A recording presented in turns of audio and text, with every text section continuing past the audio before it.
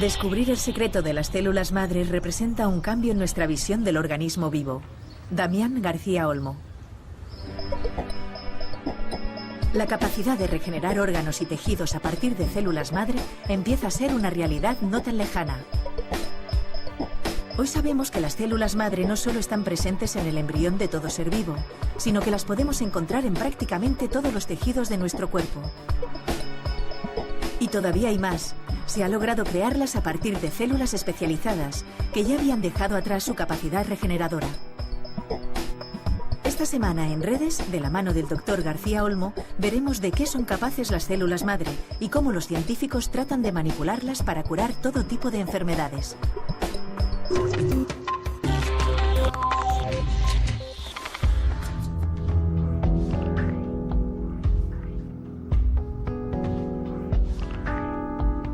La historia que explicamos en este programa empezó hace mucho tiempo.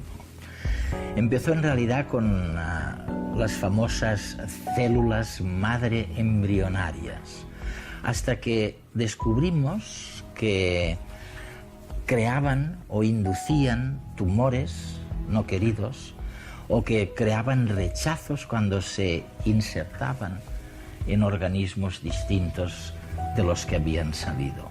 Después, es verdad que conseguimos utilizar células madre adultas, pero el gran descubrimiento de ahora es que tomando las células adultas resulta que conseguimos retrotraerlas, que conseguimos lanzarlas de nuevo a su origen neutro y no generan ni rechazo, o esperamos que no generen ni rechazo, y esperamos que no generen tampoco tumores como generaban las células madre embrionarias.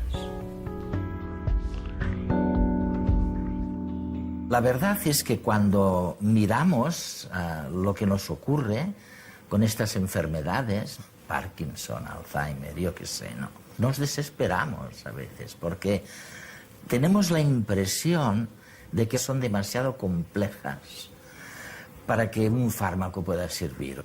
Y empezamos a tener, tal vez estimulados por lo que vosotros nos estáis diciendo, empezamos a creer que sería mejor curar con células vivas. O sea, porque la célula tiene una vida mucho más activa y es portadora de más contactos.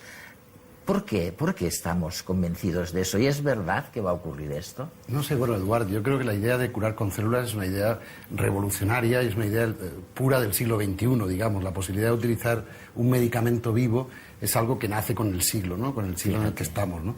Y la idea de decir, voy a curar poniendo un organismo vivo que te pertenece, o sea, que está en un sitio y le voy a poner a trabajar, o voy a ser capaz de darle las órdenes necesarias como para que trabaje en el sentido de regenerarse o de ayudar a regenerar otros órganos. Esta idea nos fascina. O sea, que la idea era, si tenías un problema con el del corazón, le metías unas células vivas allí, regeneraban aquella... A trabajar y a reconstruir. Bueno, yo creo que los primeros experimentos de terapia celular moderna son del año 2001-2002 en el ser humano. Y ya digo, y la idea era decir, bueno, ala, que regeneren. Y se creó el término de medicina regenerativa. Pero verdaderamente es un término más utópico que real.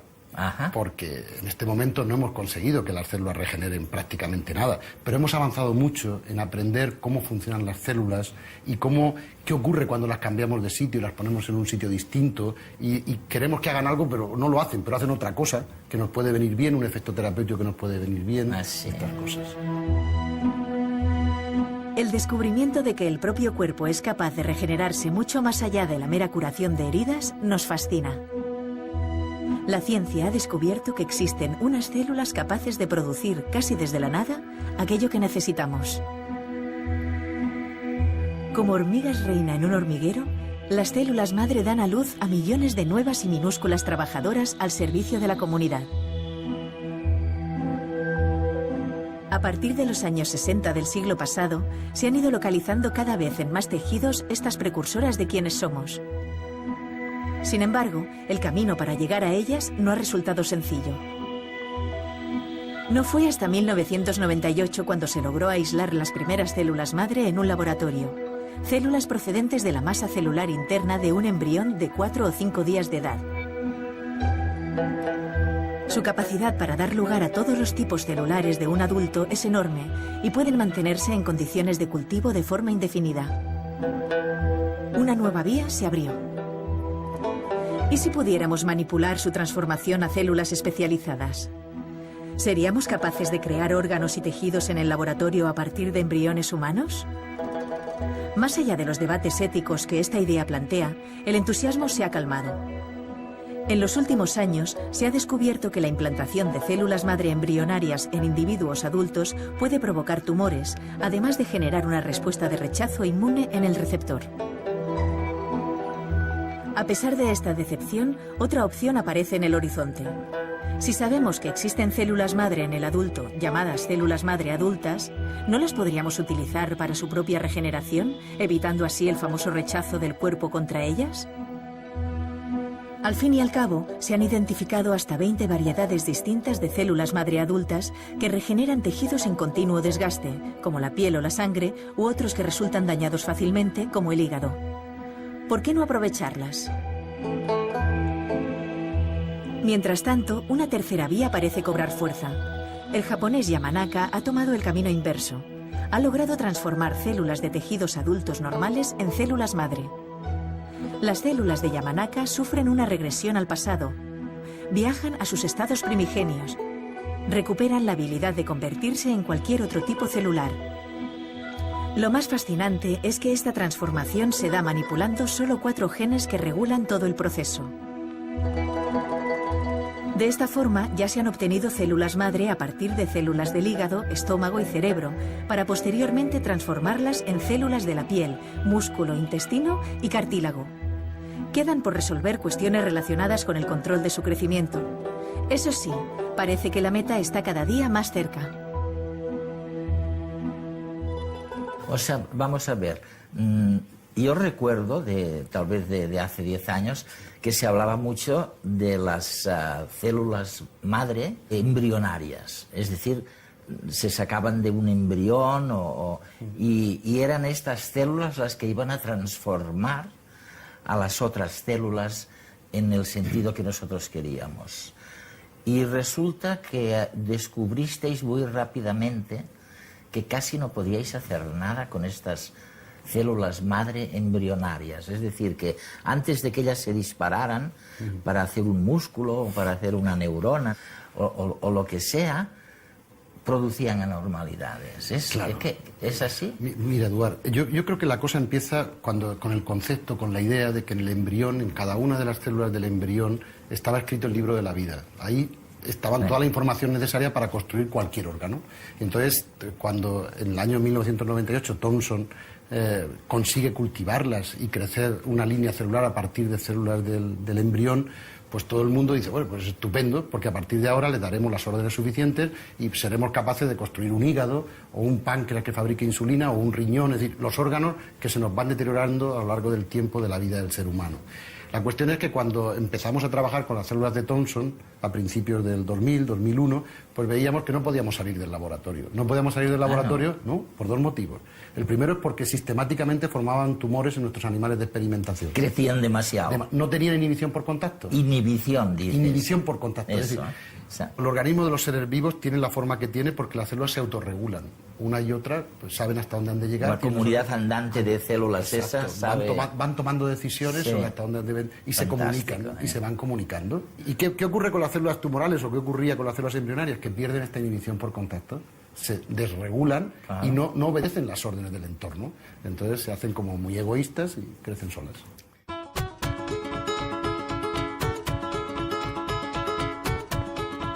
Al principio, la vida era muy sencilla. Células individuales compitiendo por la obtención de recursos. Más tarde comenzaron a cooperar y aparecieron los tejidos complejos formados por miles, millones de células trabajando en equipo. Pero ¿cómo se ponen de acuerdo para coordinarse? La tarea no parece que sea coser y cantar. Y sin embargo, algo sí tiene que ver con el coser. Solo gracias al microscopio electrónico, que nos permite ver imágenes más pequeñas que la milésima parte de 1 milímetro, se ha logrado detectar las costuras que unen a las células y permiten que colaboren entre sí. Las células son como sacos colocados unos junto a otros, y cada uno de ellos tiene una vida independiente. Sin embargo, existen uniones entre ellos que conectan sus esqueletos internos. Este tipo de bandas de adhesión atraviesan filas celulares y permiten que se muevan todas siguiendo un mismo patrón. Se encuentran en casi todos los tipos celulares y resultan claves, por ejemplo, para la formación de los diferentes estadios primarios de los embriones. Pero además de moverse juntas, las células deben comunicarse entre sí para darse información sobre lo que tienen que hacer a cada momento. Para ello disponen de centenares de minúsculos canales. Si no existiesen estos canales, no podrían contraerse las fibras musculares del corazón, ni moverse los intestinos. Tampoco podrían las células de la piel regenerar tejidos ni los embriones crecer, puesto que estas uniones permiten el paso de información que hace que las células en proceso de diferenciación sepan en qué posición se encuentran y hacia dónde deben dirigirse. Pero las células también deben aislarse entre sí. En este sentido, existen pequeñas puntadas que sellan espacios para que no se mezclen distintos líquidos. Es el caso de las células del intestino, donde esta función es primordial. Y es que, en el organismo, todo tiene su función y no se da puntada sin hilo. La célula embrionaria está ideada o tiene las órdenes necesarias para crecer en un entorno muy especial, que es el entorno del embrión, que es un entorno, vamos a llamarle, muy regulado. Y además estas células tienen que estar trabajando en un entorno del útero. El útero del mamífero superior es algo que no se ha podido imitar. Nadie ha podido crecer un embrión de mamífero fuera de un útero. No, ¿se ha intentado? Sí, se ha intentado, hasta la saciedad. Y en animales, en roedores, en mamíferos inferiores, en mamíferos superiores, y hasta el momento nadie ha podido crecer un embrión fuera de un útero de una hembra. Es decir, no ha sido posible. Entonces, estas células están programadas para crecer muy bien en ese entorno perfectamente regulado. En cuanto se les saca y se les pone en un entorno distinto, enloquecen y crecen sin control. Ah, sí.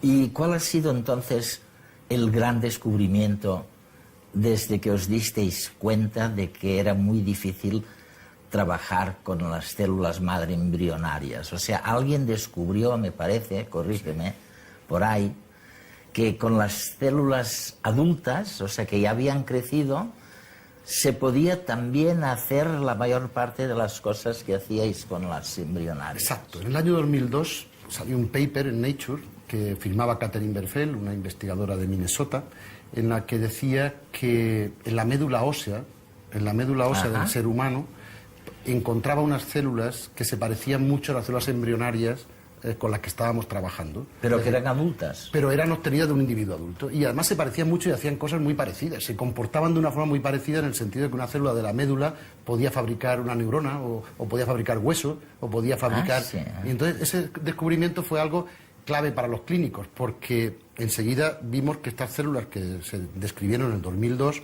que estas células que se llamaron, por el debate ético que hubo, célula madre adulta, estas células tenían inhibición por contacto, ya no enloquecían. Y además las podemos sacar del propio sujeto enfermo. Pues claro, si yo voy a utilizar una célula embrionaria para tratar, voy a tener un problema de rechazo igual que pasa con los trasplantes. Tengo que utilizar inmunosupresores, teóricamente, si no hubieran provocado tumores, ¿no? Sí.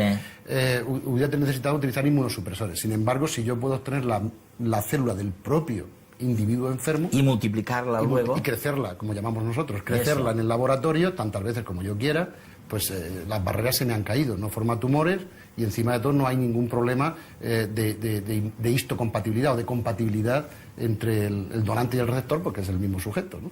Con lo cual, a partir de ese momento, a partir del año 2002, un gran número de científicos clínicos internacionales comenzamos a trabajar en utilizar células para curar. Y este fue el cambio. Oye, y en esto es en lo que en España constituimos una especie de avanzadilla científica, o sea, estamos realmente en la vanguardia, ¿no? Sí. ¿A qué se ha debido el que estuviéramos? Yo creo que una circunstancia. En España hay una comunidad científica muy importante. A pesar de que no hubo una revolución científica, decimos, ¿no? Sí, pero yo creo que en España quedó una buena escuela de bioquímica, una buena escuela de biología celular. Esto. Y yo creo que la comunidad científica de pronto se dio cuenta de que era un nuevo producto terapéutico, que era algo en el que podían... Y en ese dinamismo tuvimos la suerte, yo creo, de que se fundó un grupo en el Instituto Carlos III, que es la red Tercel de terapia celular española, una red en la que nos unimos los básicos y luego nosotros, los clínicos, cirujanos, médicos internistas o gente que está trabajando con pacientes. Entonces los clínicos lo que hicimos fue intentar transferir el conocimiento del laboratorio a nuestros pacientes. Ahora me gustaría hablar un poquito de una cuestión en la que sois, estáis en la cabeza, pero en donde todavía utilizamos a la célula como un fármaco, sí, ¿no? Eso es. Y estoy hablando de las famosas fístulas en la parte rectal del organismo humano, pero también con posibilidades de ampliar un día eso, me corriges, a cosas cardíacas o a ictus cerebrales, ¿no?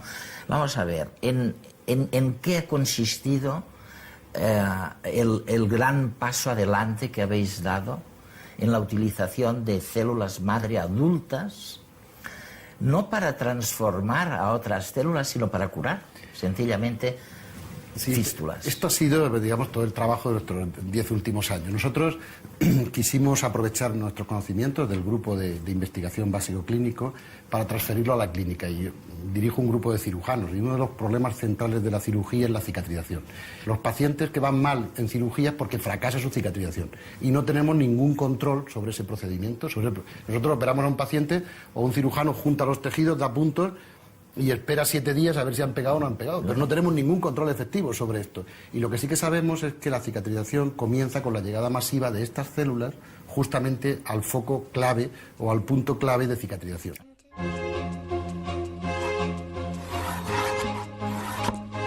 Una herida es una afrenta a la vida. Su curación es un milagro silencioso en que la vida y la muerte se reparten la piel. Lo primero es el ahorro. La sangre es muy valiosa, así que no se debe perder. Inmediatamente tras la agresión, las plaquetas se vuelven pegajosas y se juntan para formar un tapón.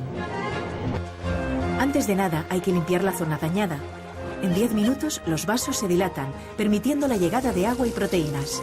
En 1 hora, los glóbulos blancos también estarán aquí, ocupando la zona durante 3 días, tiempo en que matarán bacterias, eliminarán residuos y romperán los viejos tejidos dañados con la intención de dejar sitio para los nuevos. Tras hacer su trabajo, glóbulos y plaquetas se suicidarán o serán devorados por otras células en 2 o 3 días.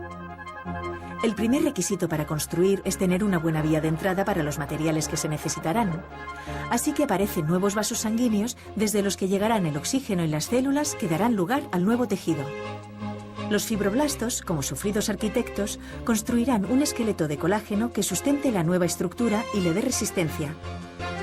Esta red servirá de superficie de adherencia, crecimiento y diferenciación de las nuevas células de la piel. Folículos pilosos, glándulas sudoríparas y sebáceas cubrirán la herida desde los bordes, creciendo 17 veces más deprisa que en un tejido normal. El tamaño de la herida disminuirá a cosa de 1 milímetro por día. Acabado el trabajo, todas las células sobrantes y los vasos auxiliares se suicidarán. Y para acabar, el colágeno se interconectará, ordenando y aumentando la resistencia del nuevo tejido, en un proceso de reparación que requerirá de 1 año o incluso más.